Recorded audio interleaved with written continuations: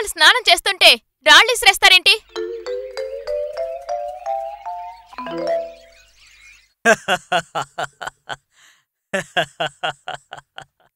రే వినోద్, నాకు చీమలు కుడుతున్నాయిరా. ఊరకరా, ఊరికే ఏ చీమలు కొడుతున్నాయి అంటే. నిన్ను కుట్టడం లేదా? నాకేం లేదు. నన్ను కూడా ఒక చీమ కుట్టిందిరా. నోరు మూసుకొని ఉండరా.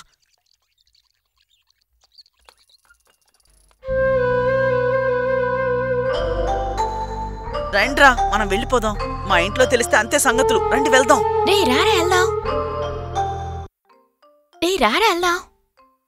ఏం చేస్తున్నారా? అయ్యో టీచర్ రా. ఆడవాళ్ళు స్నానం చేస్తుంటే చాటుగా చూస్తారా? ఎదవల్లరా. ఇలా చేయమని ఏ స్కూల్లో చెప్పారా మీకు? మంచి పిల్లల ప్రవర్తించడం నేర్చుకోండి. మళ్ళీ ఇలా చెయ్యకూడదు. చెప్పింది అర్థమైందా? ఏంటా నడక? వెళ్ళండి.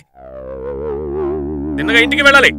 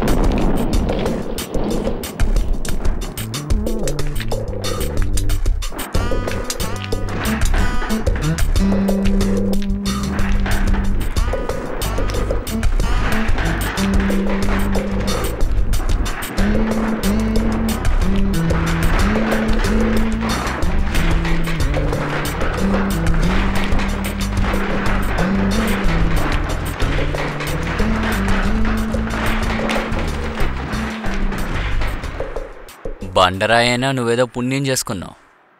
నీ చేతులతో ఈ రాళ్ళని తాకుతున్నావు కదా. నీ ఇంట్లో ఒక తొండిగా గోపాలకృష్ణ, తనతో చెప్పి నువ్వు 2-3 సార్లు బాగా తాకమని చెప్పు. ఓ, ఎండు చేపలా ఉన్న తను నన్ను తాకిందంటే నాకు వాంతొస్తుంది.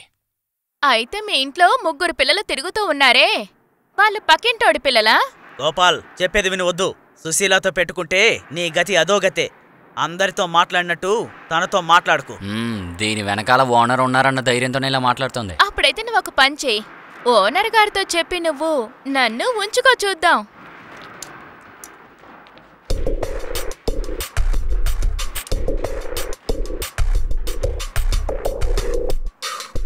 అదిగో ఓనర్ గారు వచ్చారు. నా ముందే నువ్వు అడిగావంటేనా విషయం టక్కున ఒక నిర్ణయానికి వస్తుంది కదా. అంటే నా లోడు నిండిపోయింది, వస్తాను. ఈ లోడ్ని సుశీల ఎప్పుడో ఎక్కించింది కదా సుశీల.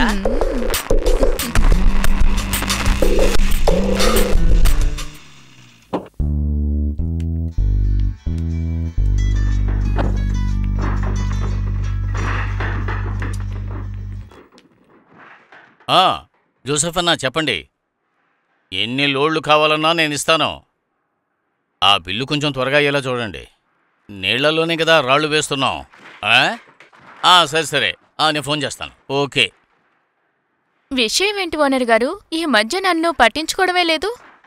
అవును, ఊళ్ళో ఉండే అనాథలందరినీ నువ్వే పెంచుతున్నావని విన్నాను. ఇలా చూడు, ఈ వర్గీస్కి నీతులు చెప్పకు. ఇలా చూడు, జోసెఫ్ ఫెర్నాండెజ్ అంటే మా నాన్న. ఆయన కూడా నన్ను మార్చలేకపోయాడు. ఇప్పుడు నువ్వా? ఓనర్ గారు, ఆ అమ్మాయి ఎంతో కష్టపడుతూ ఉంది పాపం. ఇంతకు మించి అమ్మాయిని ఇబ్బంది పెడితే దేవుడు ఊరికి వదిలిపెట్టాడు. టైం వేస్ట్ చేయకుండా నువ్వు వెళ్ళి పని చూసుకో. నాకు వేరే పనుంది. హలో అన్నా, నేను వస్తున్నాను, ఇప్పుడే వచ్చేస్తా. బయలుదేరుతున్నా. సరే. ఏంటి ఇతను?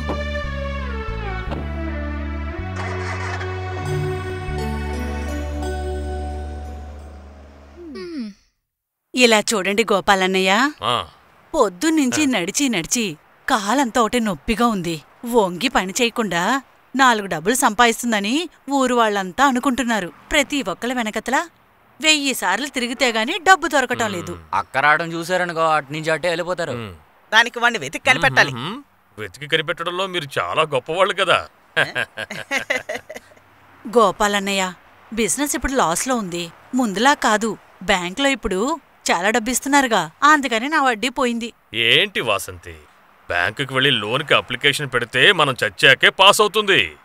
వెంటనే కావాలంటే వాసంతి దగ్గరికే వెళ్ళాలి. కానీ డబ్బు తీసుకునేటప్పుడు తీయగా మాట్లాడతారు. డబ్బు చేతికొచ్చాక ఇంకా ఎస్కేప్ అయిపోతారు.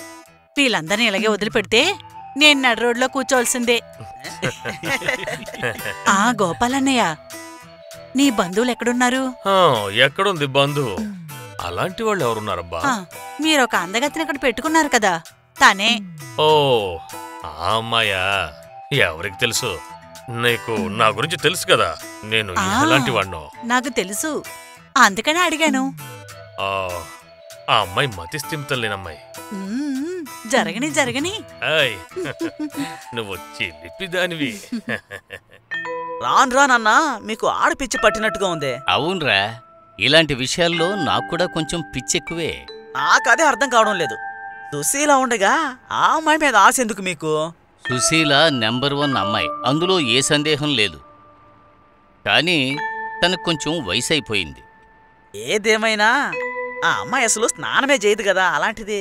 రే, మంచి 5 స్టార్ హోటల్లో తినడం కంటే కాకా హోటల్లో తినడం రుచే వేర్రా. రే, తెల్ల చొక్కా మీద మచ్చపడితే ఎలా ఉంటుందో తెలుసు కదా, అదేలాగా ఇది. మనసులో ఒక కోరిక పుట్టిందంటే దాన్ని అనుభవించకుండా ఈ వర్గీస్ వదిలిపెట్టడరా. అదేరా ఈ వర్గీస్ స్పెషాలిటీ. నీకు అర్థమైందా? అలా ఆలోచిస్తుంటే మీరు చెప్పేది సరే.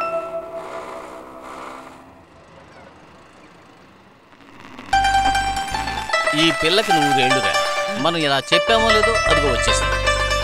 దాన్ని పట్టుకుని బండి ఎక్కించరా.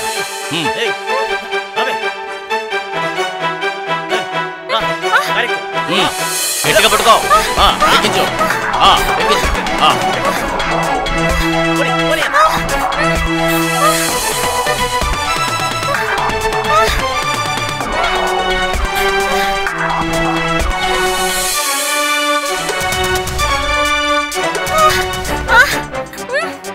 ఏంటో చూస్తున్నావు?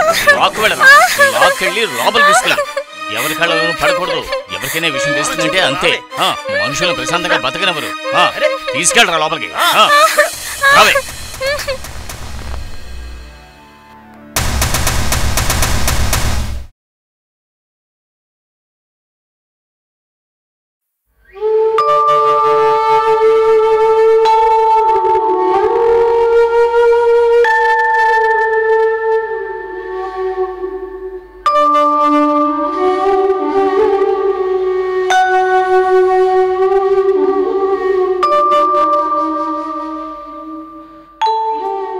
నువ్వెందుకు ఆ ఇంటికెళ్ళా?